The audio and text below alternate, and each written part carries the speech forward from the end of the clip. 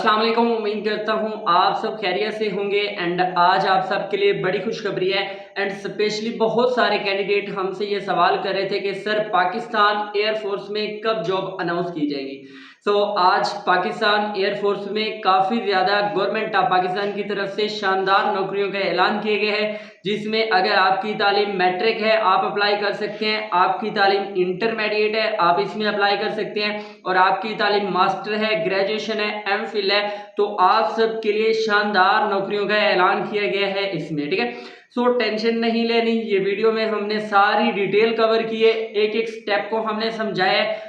आप एक बार video start से लेकर एंड तक देखेंगे आपको सारी चीजें समझ आ जाएंगी। ठीक है, अगर आप हमारे चैनल पर नए हैं तो फर्स्ट ऑफ ऑल चैनल को सब्सक्राइब कर दें और नीचे कमेंट सेक्शन में अपनी एजुकेशन और अपना नाम लाजमी लिखिएगा। आई होप आप सब के लिए हम पूरे पाकिस्तान से गवर्नमेंट एंड प्राइवेट जॉब को ढूंढ के लाते हैं एंड उनको जो है डिटेल के साथ एक्सप्लेन करते हैं। अगर आपको हमारी वीडियो अच्छी लगती है तो कमेंट सेक्शन में जरूर बताया करें। अभी वीडियो की डिटेल देखते हैं और सबसे पहले चैनल को सब्सक्राइब कर लें। ये आपके सामने ऑफिशियल वेबसाइट है जो आपके सामने www.joinpaf.government.pk की ऑफिशियल वेबसाइट है। आप ये वाली वेबसाइट गूगल पे सर्च करेंगे तो आपके सामने ये official advertisement and official Pakistan air force की वेबसाइट भी आ जाएगी। इसमें जितनी भी पाकिस्तान एयरफोर्स में गवर्नमेंट ऑफ पाकिस्तान की तरफ से जॉब्स एज ए कमीशन की एज अ ऑफिसर की जॉब्स को अनाउंस किया गया है and that is a good news. जो भी लोग पाकिस्तान एयरफोर्स को ज्वाइन करना चाह रहे थे मेल फीमेल, तो उन सब के लिए बड़ी अच्छी खबर है, वो इन जॉब से फ़ायदा ले सकते हैं एंड इनमें जो है आप अपनी डिटेल को देख के अप्लाई कर सकते हैं। ठीक है, यहाँ पे हमारे पास है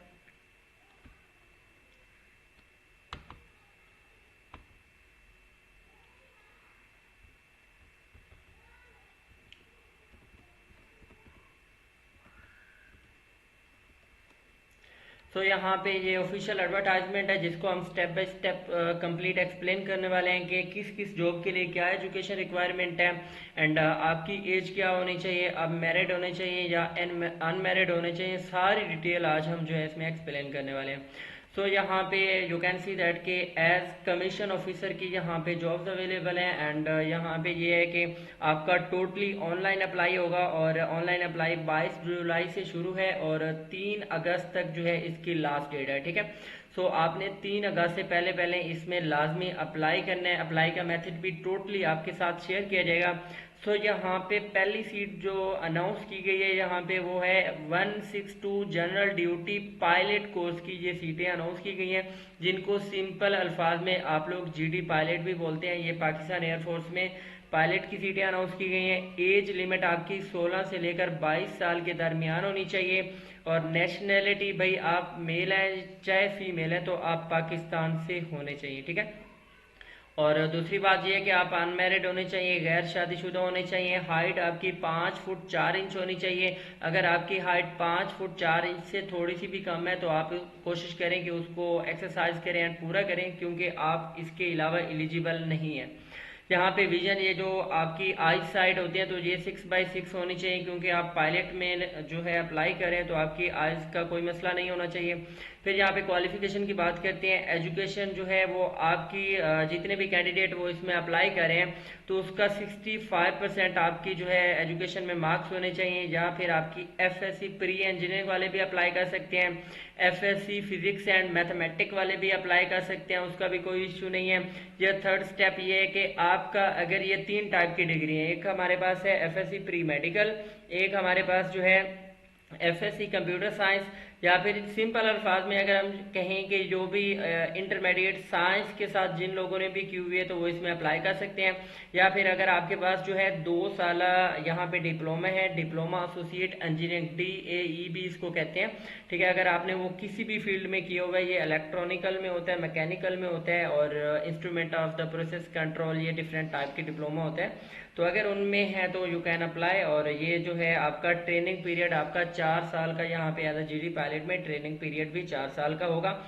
और उसके बाद जो है award of the BS degree in aviation management, इसके बाद ये जो 4 साल का आपका ये जो होगा, ठीक है, इसके जैसे आपके ये 4 साल कंप्लीट होंगे तो आपको 16 साल की बैचलर की डिग्री भी दी जाएगी, वो भी पाकिस्तान एयरफोर्स की तरफ से। ठीक है, फिर यहाँ पे 20 लॉजिस्टिक कोर्सेज हैं और इसके लिए भी यहाँ पे आपकी एज लिमिट 16 से 22 साल होनी चाहिए। और नेशनैलिटी यहाँ से सिर्फ मेल हजरात अप्लाई कर सकते हैं, मर्द और ख़वातीन नहीं अप्लाई कर सकते।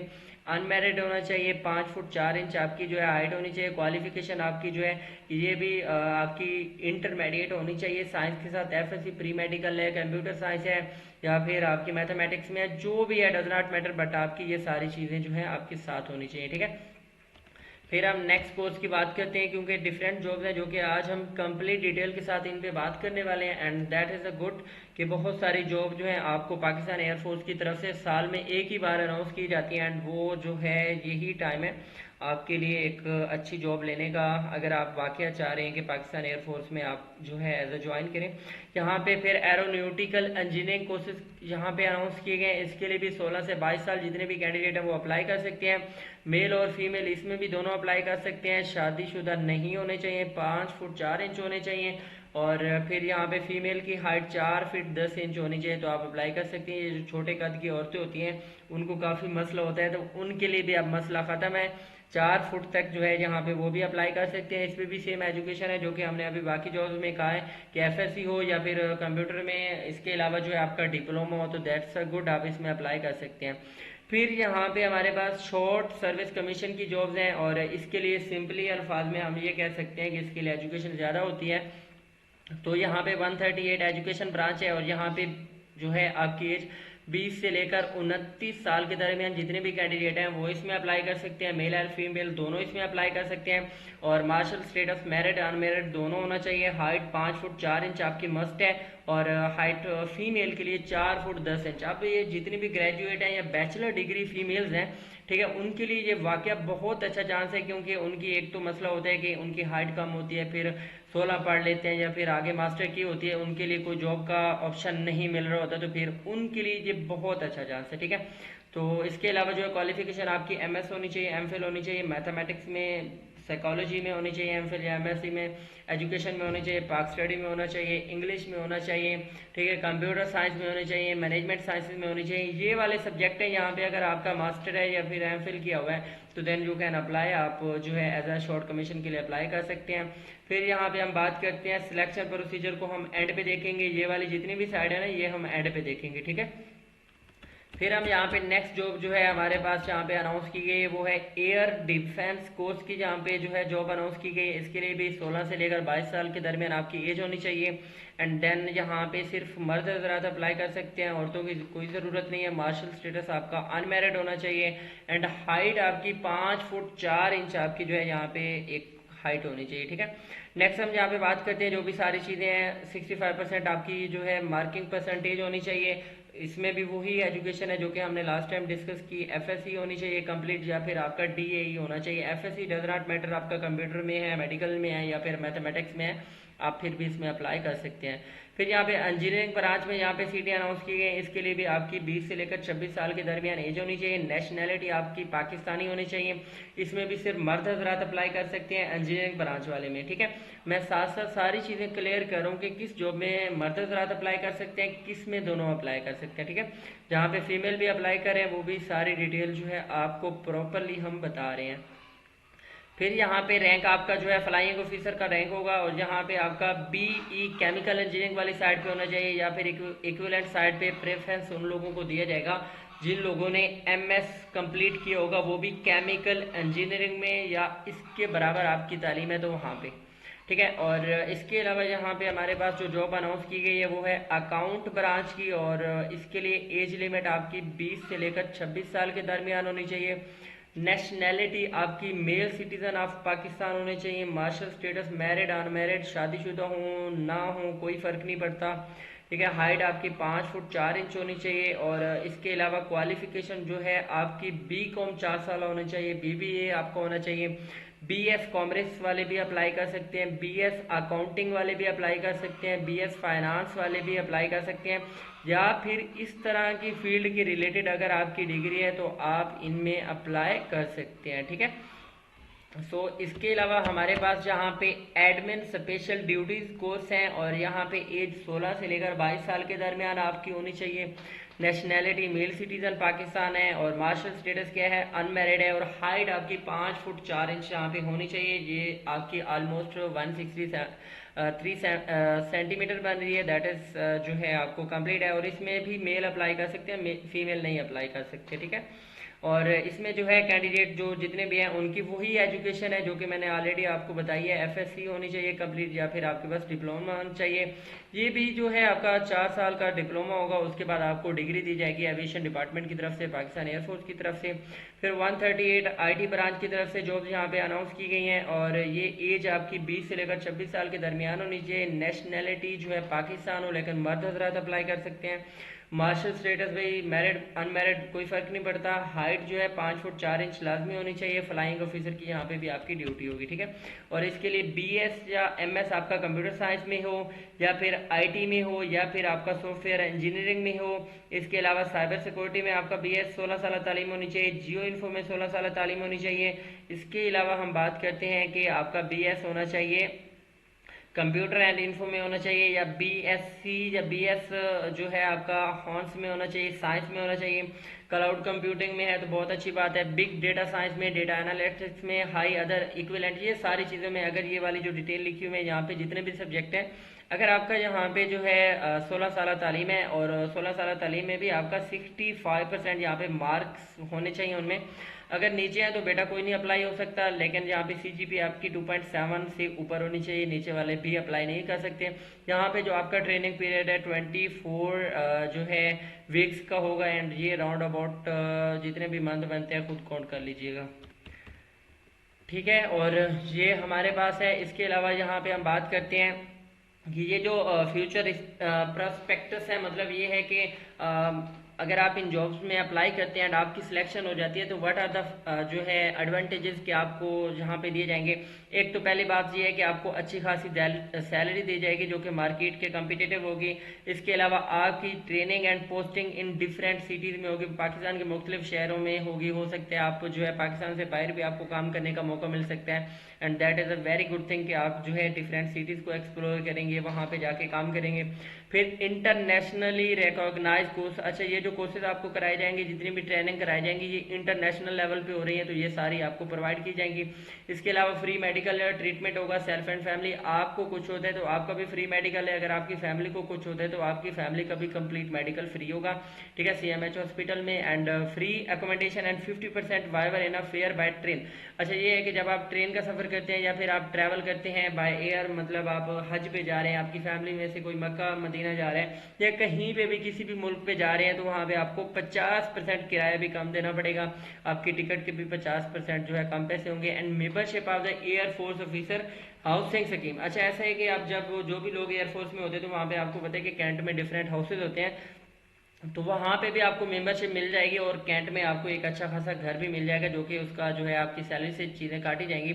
सो इसमें क्या होगा कि पहला काम ये होगा कि आपका इनिशियल टेस्ट होगा। इनिशियल टेस्ट करने के लिए आप first of all online apply करेंगे। ऑनलाइन अप्लाई करने के लिए डॉक्यूमेंट आपको पता है कि क्या होना चाहिए, आपका शनाख्ती कार्ड, आपके मदर का शनाख्ती कार्ड, ठीक है, आपका बे फॉर्म होना चाहिए और इसके अलावा आपके फ़ोटोज़ होने चाहिए, 4 पासपोर्ट फ़ोटो, और इसके अलावा जो डॉक्यूमेंट है अटेस्टेड, ठीक है, तो वो आपने जो है ये आपके पास डॉक्यूमेंट होने चाहिए। और इसके अलावा सिलेक्टेड जीडीपी, ये जो जीडीपी पायलट की बात की है, AD and ASD and long जो है cadet will undergo joint military training. अच्छा कुछ जो है ऐसे हैं जिनकी जो है पीएमए ये काकुल वाली साइड पे उनको ट्रेनिंग दी जाएगी, जैसे कि जीडी पायलट है, पायलट को भी आर्मी की तरफ से, इनकी भी तरफ से ट्रेनिंग दी जाएगी, लेकिन इनको ना आर्मी की तरफ से भी कंप्लीट ट्रेनिंग मिलेगी जो कि बाद में होता है कि अक्सर ऐसा कि आप लोगों ने सुना होगा कि एक मतलब पायलट अपना जहाज़ गिराता है तो वो फौरन अपनी रेस्क्यू करता है या फिर वो देखते हैं कि उसको कैसे करना है, क्योंकि इस वजह से उसको जो है अपनी आर्मी की ट्रेनिंग भी कंप्लीट करनी पड़ती है, या सम टाइम ऐसा होता है कि उसको अपनी जान बचाने के लिए कुछ लोगों से फाइट भी करना पड़ती है, तो इस वजह से आर्मी की ट्रेनिंग भी इनके लिए मस्ट होती है। फिर यहाँ पे हम बात करते हैं कि ये जो इनके जो है यहाँ पे इनके ये जो सिलेक्शन सेंटर है, ये जो एयरफोर्स के एबटाबाद है, मानसरा रोड नियर जो है अयूब मेडिकल कम्प्लेक्स पे है। फिर Faisalabad main Jhang road near airport chowk पे है। फिर यहाँ पे हमारे पास हैदराबाद आता है, हैदराबाद में 49 सलाहुद्दीन रोड कैंट पे आ जाता है। फिर यहाँ पे कराची में है, फिर लाहौर में है, मुल्तान में आपको पता है कि 217 शेरशाह रोड के ऊपर ही है, इस साइड पे लेफ्ट साइड पे वहाँ पे जो है पाकिस्तान एयरफोर्स का ऑफिस है। एंड ये वाली वो लोकेशंस हैं, एंड साथ में ये नंबर भी है, अगर आपको मजीद भी कोई सवाल हो तो यू कैन आस्क। अगर इस जॉब के रिलेटेड हो, अप्लाई करवाना हो, तो फिर आप हमारी टीम से रब्ता कर सकते हैं। नंबर आपको नीचे नजर आ रहा है, गेट रेडी फॉर जॉब का, ठीक है, आपका कंप्लीट अप्लाई हो जाएगा, ठीक है। सो अब हम इसकी मेन चीज को डिस्कस करने वाले हैं कि ये सारी जॉब थी जिनको हमने कंप्लीट डिटेल के साथ डिस्कस किया। अब भाई आपको ये तो पता चल गया ना कि ये वाली सारी जॉब थी जिनको हम जो है अप्लाई करने जा रहे हैं, बट अब इसमें अप्लाई कैसे करना है, इसका सिलेक्शन क्राइटेरिया क्या होगा, एंड सारी चीज़ें आज हम डिस्कस करने वाले हैं, ठीक है। तो फर्स्ट ऑफ ऑल, जैसा कि मैंने पहले भी बताया था, इसका क्या होगा, ऑनलाइन अप्लाई होगा www.joinpf.government.pk, एंड इस वेबसाइट पे अप्लाई करने के लिए आपको हमारे गेट रेडी फॉर जॉब के जो है कॉन्टैक्ट नंबर पे व्हाट्सएप डिटेल शेयर करेंगे, तो वहाँ से आपका अप्लाई हो जाएगा, टेंशन लेने की कोई ज़रूरत नहीं है, ठीक है। अक्सर ऐसा होता है कि लोग खुद अप्लाई करने बैठ जाते हैं, जिस वजह से उनके काफ़ी मसाइल होते हैं और उनको अप्लाई करना नहीं आता है, एंड उनकी एप्लीकेशन जो है रिजेक्ट हो जाती है।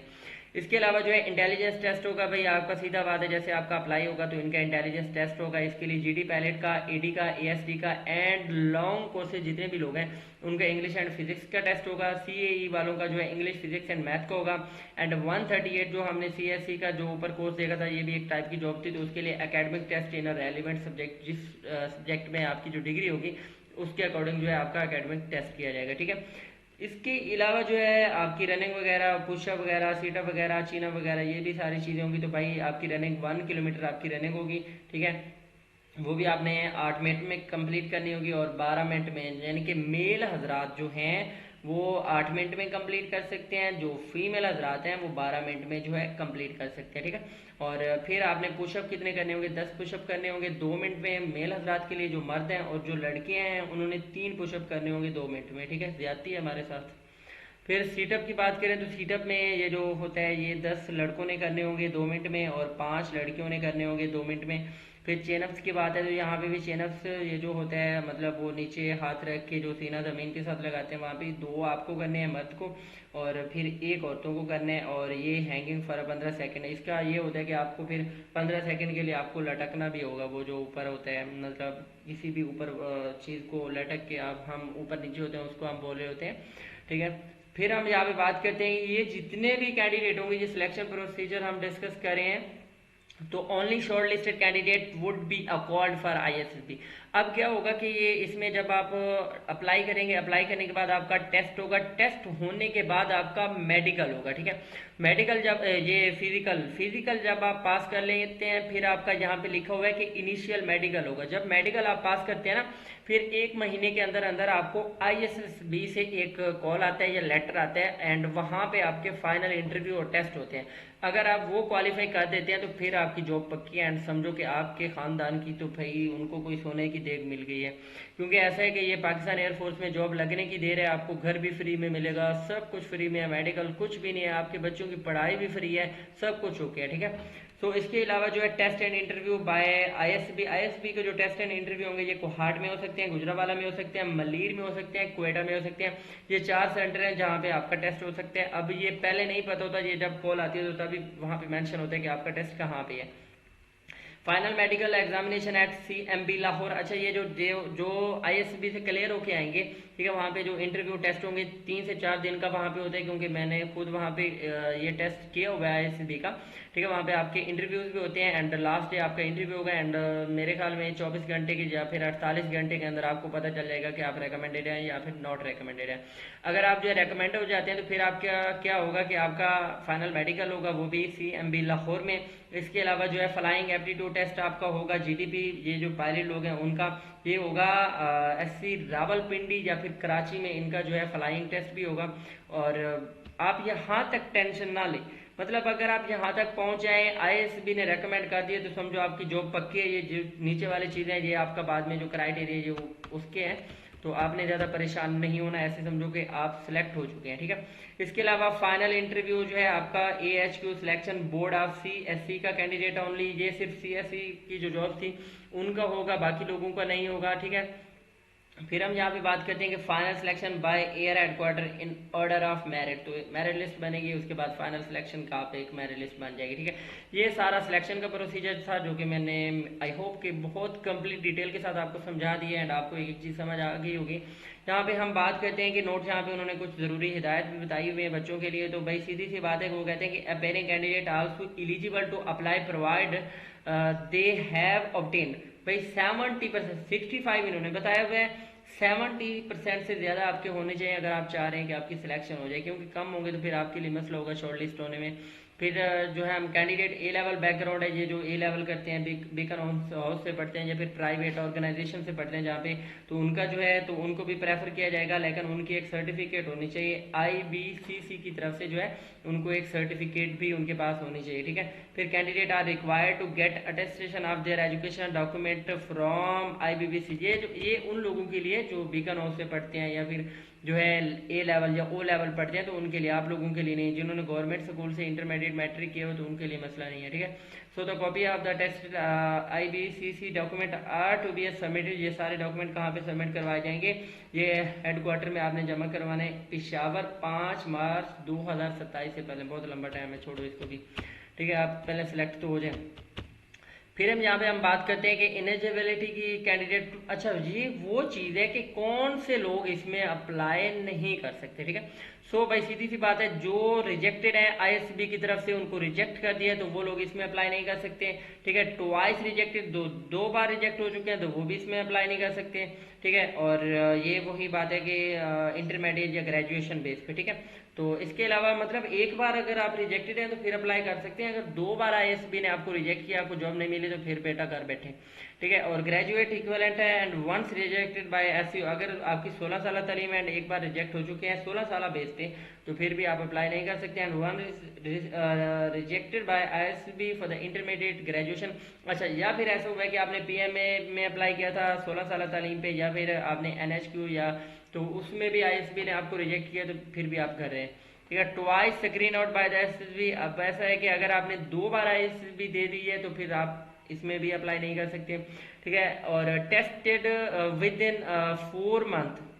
ठीक है, अगर आपने, ये नॉर्मल ऐसा होता है कि हर 4 महीने बाद पाकिस्तान एयरफोर्स की जॉब्स आती हैं, तो अगर आपने 4 महीने पहले पाकिस्तान एयरफोर्स में जो है टेस्ट दिया हुआ है, जॉब दी हुई है, तो आप फिर भी इसमें अप्लाई नहीं कर सकते। ठीक है, डिसमिस, वो लोग इसमें अप्लाई नहीं कर सकते जिनको गवर्नमेंट की तरफ से डिसमिस किया गया है। पाकिस्तान मतलब कुछ लोग आर्मी में जाते हैं, वहां से भाग जाते हैं। ठीक है, बाकी सेक्टर में भी भाग जाते हैं, तो वो लोग भी इसमें अप्लाई नहीं कर सकते। फिर हम यहाँ पे बात करते हैं कन्विक्टेड इन अ कोर्ट। हाँ, अलबत्ता ये वो चीज़ है कि अगर आपके खिलाफ कोई भी कार्रवाई हो रही है कोर्ट में, आपका केस चल रहा है, किसी भी केस का कोई ताल्लुक नहीं, आप सच्चे हैं झूठे हैं, बट आपका कोर्ट में केस है, तो आप फिर भी इसमें अप्लाई नहीं कर सकते।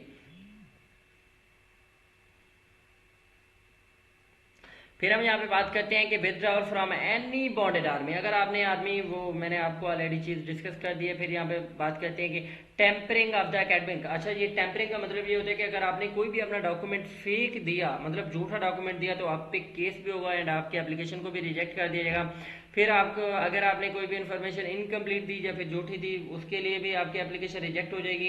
एंड इसका thrill screen out by the army, navy, air force during the preliminary selection. ऐसा होता है कि 2 बार तो ISB की तरफ से है ना, तो एक जो इनिशियल सिलेक्शन में भी अगर कोई बंदा 3 बार अगर मतलब सिलेक्ट नहीं हुआ, फेल हो चुका है, वो भी इन जॉब्स में अप्लाई नहीं कर सकता। आई विल रिकमेंड के बहुत अच्छी जॉब्स हैं, बहुत सारे स्टूडेंट को नहीं पता होगा। आप इस वीडियो को अपने रिलेटिव्स में शेयर करें, अपने फ्रेंड्स को भी शेयर करें, सबको कंप्लीट गाइड करें एंड ये आप सब इसमें अप्लाई करें। अप्लाई करने में कोई भी इशू हो या फिर अप्लाई करवाने के लिए आप हमारी टीम से भी रब्ता कर सकते हैं। एंड अभी तक आपने जो हमारे चैनल को सब्सक्राइब नहीं किया तो हमारे चैनल को भी सब्सक्राइब कर लें। अपना ख्याल रखिएगा।